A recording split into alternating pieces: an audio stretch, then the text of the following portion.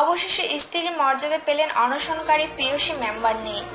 ধামরাইয়ের সোয়াপুর ইউনিয়নের শিয়ালকুল গ্রামের সুরজ মিয়ার ছেলে ব্যবসায়ী আব্দুল আলিম পলাশ একই ইউনিয়নের সুন্দরী নারী সদস্য নাজমিন সুলতানা প্রেয়সীর সাথে 1 বছর ধরে প্রেম করে আসছিল।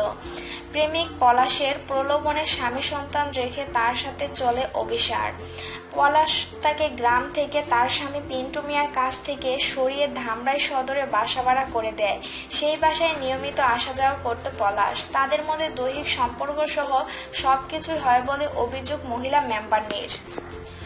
পলাশ গত 20 এপ্রিল ধামরাই পৌর এলাকার কাজী অফিসে গিয়ে 10 লাখ টাকা কাবিনে বিয়ে করে, কিন্তু এখন পলাশ ও তার পরিবার ওই নারীকে মেনে নিচ্ছে না।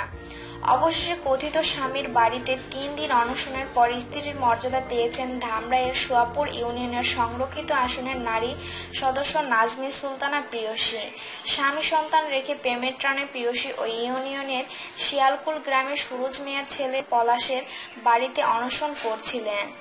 আজ সকালে স্ত্রীর মর্যাদা পাওয়ার কথা সাংবাদিকদের জানান প্রেয়সী। তিনি বলেন, পলাশ তাকে বিয়ের কথা স্বীকার করে তুলে নেওয়া হবে বলে আশ্বাস পেয়েছেন।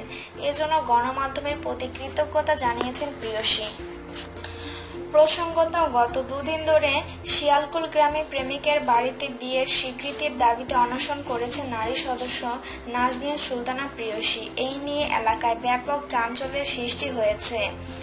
গতকাল নাজমিন সুলতানা প্রেয়সী সময়ের কণ্ঠস্বরকে বলেন, যে পর্যন্ত আমাকে তারা মেনে না নিবে সেই পর্যন্ত আমি এই বাড়িতে অবস্থান করব, আর তা না হলে আত্মহত্যা ছাড়া আমার আর কোনো উপায় থাকবে না।